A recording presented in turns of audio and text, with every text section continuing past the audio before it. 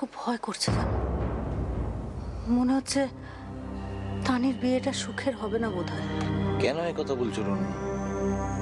দেখো রাজুর বাবা মা বোন সবাই তো খুব ভালো মানুষ।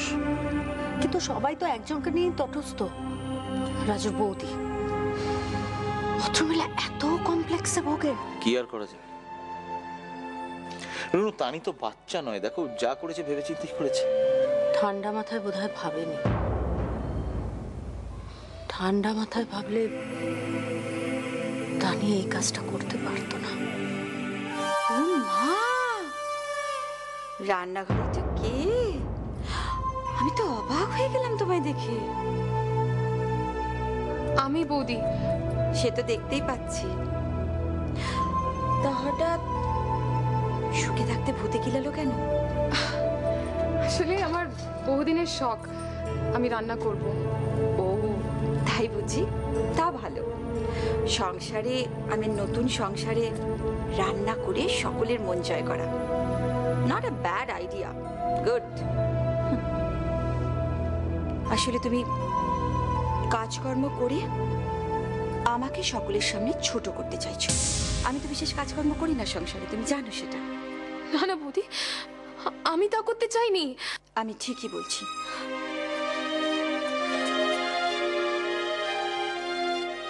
কি হয়েছে? কিছু না মা। না, মহারানী রান্না করছেন তো তাই দেখতে এলাম। জানো মা, ওকে দেখে না সেই ছোটবেলার একটা ছড়া আমার মনে পড়ে যাচ্ছে। ছি ছি, এ কি কাণ্ড করেছি! পরমান্ন রাতে বসে ফ্যান গেলেছি। কেন বৌমা? যে কাজ করতে চাইছে, শিখতে চাইছে, তাকে নিয়ে কেন হাসি ঠাট্টা করছো তুমি? নিজে তো কুটোটাও নেড়ে দেখো না। দেখলে তো, তোমাকে বলেছিলাম না এক্ষুনি বলবে।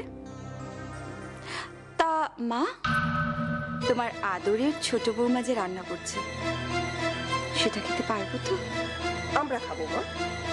তোমার যদি খেতে ইচ্ছে না করে তুমি খেও না।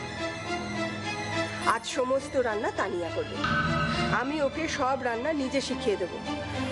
তুমি যদি খেতে না চাও তাহলে এক কাজ করো, বাইরে থেকে খেয়ে এসো। আর তা না হলে তুমি নিজের বরং নিজেরটা চালে ডালে ফুটিয়ে নিও, কেমন? থাক মা, থাক। আমি যা বোঝার বুঝেছি, আমি বুঝতে পারি। ও মা, আমার কি ভাগ্য!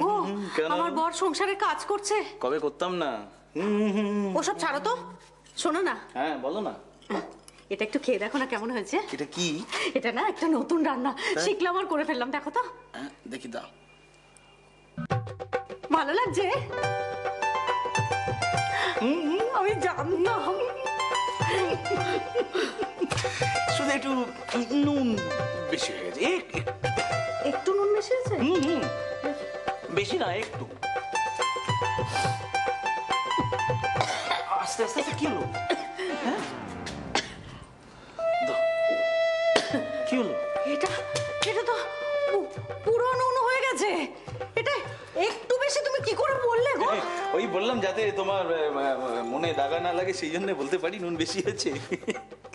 আর একবার তানি কি করেছিল জানো? তানি একবার কফি বানিয়ে নিয়ে এসেছিল, তো সেখানে চিনির জায়গায় নুন দিয়ে এনেছে।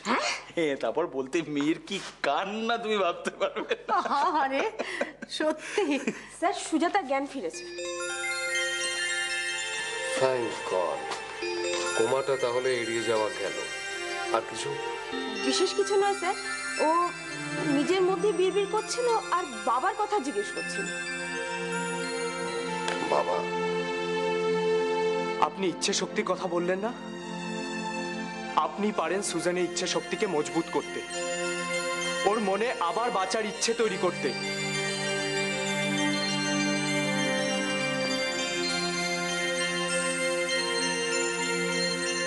আমি পারি বলে মনে হচ্ছে কেন তোমাদের? কারণ আপনাকে একদম ডেভিড স্যারের মতন দেখতে।